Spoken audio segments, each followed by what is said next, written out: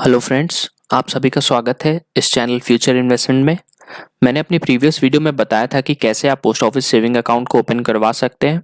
उसके लिए बहुत ही इंपॉर्टेंट स्टेप ये होती है कि आपको पोस्ट ऑफिस सेविंग बैंक की जो एप्लीकेशन फॉर्म होती है अकाउंट ओपनिंग की, ये आपको भरनी आनी चाहिए।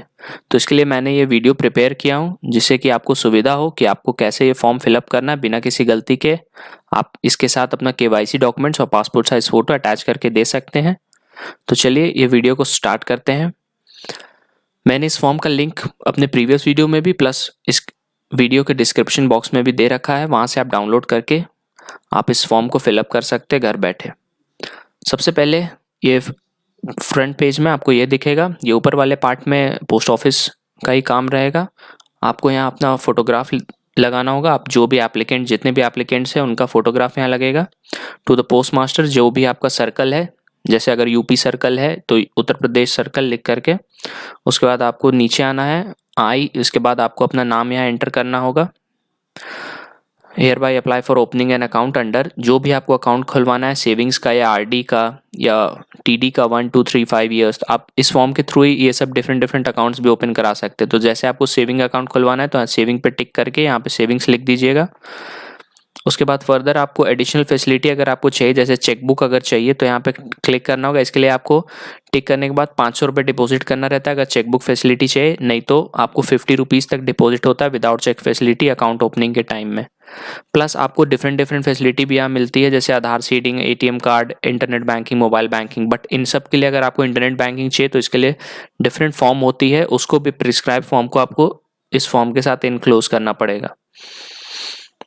उसके बाद आपको मेंशन करना रहता है कि अकाउंट होल्डर का टाइप क्या है, ये सेल्फ है या जिसे आप अपने से खोल रहे हैं या फिर अपने माइनर अपने बच्चे के लिए खोल रहे हैं, माइनर थ्रू गार्जियन, या पर्सन ऑफ अनसाउंड माइंड है थ्रू गार्जियन ये अकाउंट खुल रहा है। उसके बाद अकाउंट टाइप आपको बताना पड़ता है कि अकाउंट टाइप क्या है, ये सिंगल है या ईदर और जॉइंट बी अकाउंट है या ऑल और सर्वाइवर्स यानी जॉइंट ए अकाउंट है।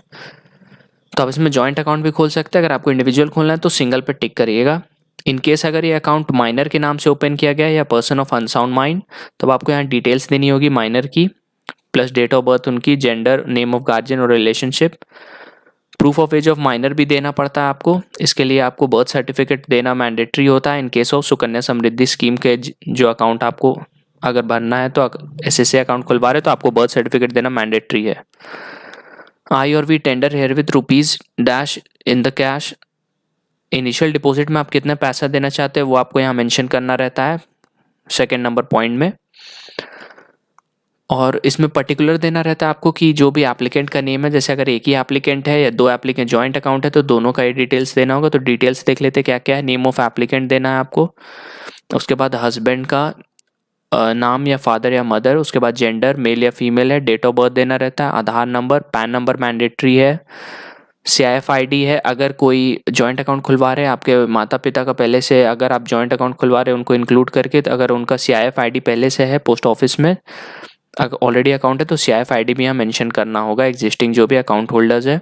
प्रेजेंट एड्रेस आपको देना रहेगा, परमानेंट एड्रेस भी देना रहता है जिससे कि आपको आसानी हो पोस्ट ऑफिस से कम्युनिकेशन के लिए।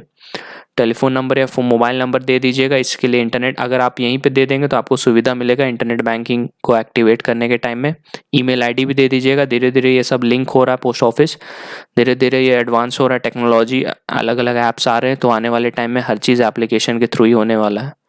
उसके बाद आईडी प्रूफ भी आपको देना रहता है। जो भी आईडी प्रूफ देंगे आप तो उसका डेट ऑफ इश्यू या डॉक्यूमेंट नंबर या इशूइंग अथॉरिटी की डिटेल्स देनी रहती है। एड्रेस प्रूफ आपको देना रहेगा। और अगर SCSS अकाउंट है तो फिर आपको प्रूफ ऑफ एज भी देना होगा, जो भी डिटेल आप दे रहे हैं डॉक्यूमेंट के साथ। उसके बाद आपको जैसे कि यहाँ लिखा हुआ है as per PMLA prevention of money laundering act के अकॉर्डिंग, अगर आपका 10 लाख से अबव अगर इन्वेस्टमेंट है तो आपको सबमिट करना होगा डॉक्यूमेंट कि आपकी सोर्स ऑफ इनकम क्या है, ये सब फंड्स कहाँ से मिला है। तो वैसा तो केस अभी होना नहीं है तो आपको ये छोड़ देना है। उसके बाद डिक्लेरेशन में आपको अगर आप एजेंट के थ्रू अकाउंट खुलवाएं तो आप नेम ऑफ एजेंट दे सकते हैं। उसके बाद स्टैंडिंग इंस्ट्रक्शन, अगर आपको कोई स्टैंडिंग इंस्ट्रक्शन है वो भी दे सकते हैं। Saving bank to RD account अगर आपको डिपॉजिट करना है तो फिर कितना अमाउंट डिपॉजिट करना है मंथली, वो स्टैंडिंग इंस्ट्रक्शन दे देंगे तो अपने आप कटते जाएगा। उसके बाद फर्दर ये है कि इसमें यहाँ पे साइन कर देना होगा डायरेक्ट, यहाँ पे ज़्यादा आपको भरने का ज़रूरत नहीं शुरू में अगर आपको अकाउंट ओपन करना है तो। उसके बाद फर्दर नॉमिनेशन में जाते हैं। नॉमिनेशन में आप नॉमिनी ज़रूर दीजिएगा जिससे कि आपको आसानी हो। अगर इन केस खुदा न खास्ता आपका डेथ हो जाए तो फिर आपको आपके नॉमिनी को बार बार भागना नहीं पड़े। जो भी आपके सर्वाइवर है उनको डेथ सर्टिफिकेट के बाद लंबा प्रोसेस हो जाता है, तो इसलिए नॉमिनेशन अगर आप शुरू से ही दे देंगे तो आपको डायरेक्ट नॉमिनी को ही जो भी पैसा आपके अकाउंट में होगा वो तुरंत मिल जाता है। तो यहाँ पर आई के बाद अपना नाम डाल करके hereby nominate the person below to my credit in. इसके बाद यहाँ पे जो भी नॉमिनी आपको उनका नाम देना है, उसके बाद नेम ऑफ नॉमिनी और रिलेशनशिप क्या है, फुल एड्रेस उसका, आधार नंबर नॉमिनी का ऑप्शनल है वैसे भर ही दीजिएगा। Date of birth of nominee अगर in case of minor nominee है।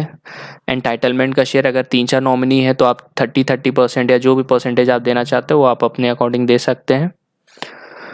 उसके बाद आप फर्दर अपॉइंट करने के बाद एड्रेस वगैरह देने के बाद फाइनली आपको प्लेस और डेट देना होगा। अगर इन केस एप्लीकेंट इलिटरेट है तो 2 विटनेस भी चाहिए रहता है जिससे कि साइन ऑफ सिग्नेचर और विटनेस होता है 2। तो अगर इलिटरेट नहीं है तो कोई ज़रूरत नहीं है भरने का। प्लेस और डेट दे करके आप अपना यहाँ सिग्नेचर या थंब इम्प्रेशन दे सकते हैं। और ये फिल्ड इन ऐप का duly filled in application form है। नीचे वाला पार्ट पोस्ट ऑफिस के यूज़ के लिए है। तो ये फॉर्म के साथ आपको अपने KYC डॉक्यूमेंट्स जैसे कि आधार कार्ड या फिर पैन कार्ड को अटैच करके प्लस पासपोर्ट साइज़ फ़ोटो 2-3 लेके जाइएगा। विदिन 2 डेज़ आपका ये अकाउंट खुल जाएगा। और हाँ, मिनिमम बैलेंस रखना मैंडेटरी है 500 रुपीज़, तो ये भूलिएगा मत, वरना आपकी मनी डिडक्शन होगी as maintenance fee. I think कि आपको कोई डाउट होगा नहीं इस वीडियो देखने के बाद। अगर फिर भी कोई डाउट है तो कमेंट ज़रूर कीजिएगा। Thank you for watching this video. Do like, share and subscribe this channel future investment.